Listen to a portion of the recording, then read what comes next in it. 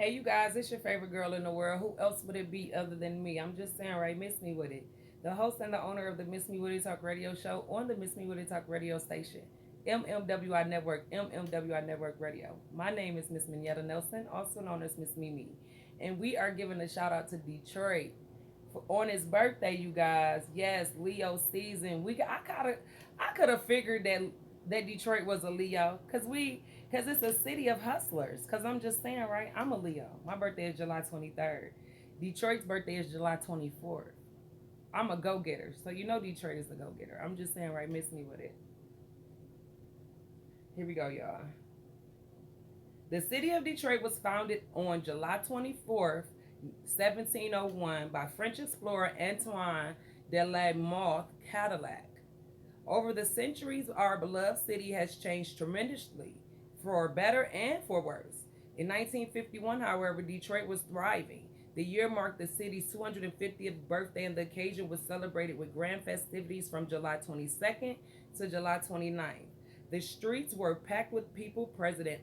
Harry S. Truman came to town, and an estimated 1 million spectators watched a 4-hour parade featuring many unique floats. Other highlights of the celebration included a four-story cake in Grand Circus Park, the Major League All-Star Games at Briggs Stadium, and a large pageant with numerous performances. Now, fast forward 73 years later, Detroit is turning 323. And even though we love the city, we almost forgot. To mark the occasion, we're taking a nostalgic look back at the epic 1951 celebrations and low key hoping the city can host another Detroit style extravaganza soon. Shout out to Detroit for on your birthday during Leo season. We gonna celebrate all season anyways. We celebrate all year. Let's be honest, we Leos, okay? It's something that we do. It's not a special day for us. It's every day is for us, okay? That's something that the Leos do, okay? But I'm just saying, shout out to Detroit for being a Leo. Shout out to all the Leos celebrating their birthday this season. Period. I know Glorilla is one. It's a lot of them. I'm just saying, but shout out to everybody celebrating their birthday, celebrating their lunar year, celebrating their time around the sun, celebrating their time here on Earth. I'm just saying, celebrations is the key to happiness and create moments. Make sure you keep them up. I'm just saying, I am your host, Miss Minetta Nelson, also known as Miss Mimi. Stay tuned, as I always tell you guys. We have way much more to go.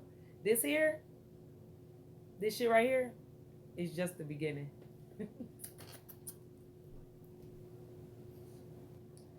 Hey, you guys, it's your favorite girl in the world. Who else would it be other than me? I'm just saying, right? Miss Me With It. Miss Minetta Nelson, also known as Miss Mimi, the host and the owner of the Miss Me With It Talk radio show on the Miss Me With It Talk radio station, MMWI Network, MMWI Network Radio. And today we are talking the modern look coming to downtown Detroit. Have you guys seen it? Have you guys been down there to experience it? It's beautiful.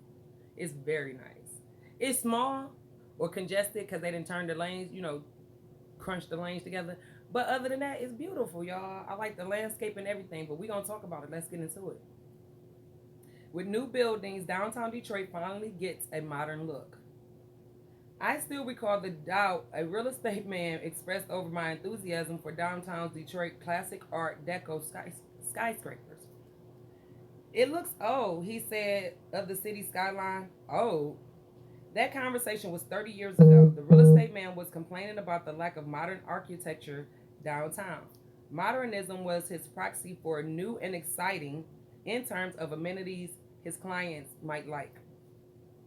Downtown Detroit mostly missed America's great wave of modernistic downtown skyscrapers in the post World War II era because of its city's long economic and cultural decline. While cities like Chicago and Houston sprouted new glass and steel towers year after year, those were a rare event in Detroit. Now, though, Detroit is going modern in a rush. The glass and steel Hudson's Tower has risen to its full height. Henry Ford Health System planned expansion will feature a striking glass tower rising higher than the Fisher Building. The new Water Square residential tower on the old Joe Louis Arena site is thoroughly glass and steel modern. So will be a hotel planning to rise next door. The music hall's seven-story expansion show a dazzling frosted glass structure designed by the noted team Todd Williams and Billy Thiessen. And there's more. Detroit's Golden Age towers, think the Fisher Building, Penobscot, Bull, Guardian, Book Tower, are beautiful examples of their art. But the real estate marketer prefers the up to date, which partially explains why General Motors left its classic Albert Kahn design 1920s headquarters in New Center in the 1990s to move to the much younger Renaissance Center, and then announced a new plan just weeks ago to leave the Ren Center for Dan Gilbert's new Hudson Detroit Tower. The most distinctive difference between the two eras is that the classic Art Deco towers of the 1920s are clad in stone and brick, often often brilliantly decorated as at the Guardian, but modernism in the post-war era was defined by glass and steel facades, and that's mostly what Detroit missed. Not entirely, of course. Yama, Yamasaki, that's the last name, designed Detroit's first modernistic building in the late 1940s, the Federal Reserve Annex at 160 West 4th Street, now home of the Detroit Free Press. The Cube, previously known as the Chase Tower, and the National Bank of Detroit headquarters followed in 1959, and the dark glass central towers of the Ren in the 1970s. But those, plus a few others, never quite overcame downtown's older look, a look of a city that wasn't grown. The general lack of new construction in a distressed city explains most of it. But even when Detroit did build new, architects seemed reluctant to venture too far into the future when designing for the city. They called it designing in context, fitting in what was already there. So two postmodern towers of the 1980s and the early 90s, 150 West Jefferson and the One Detroit Center, went with historical imagery and more traditional stone exteriors.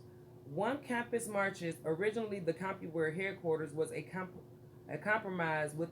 I don't even want to keep reading it.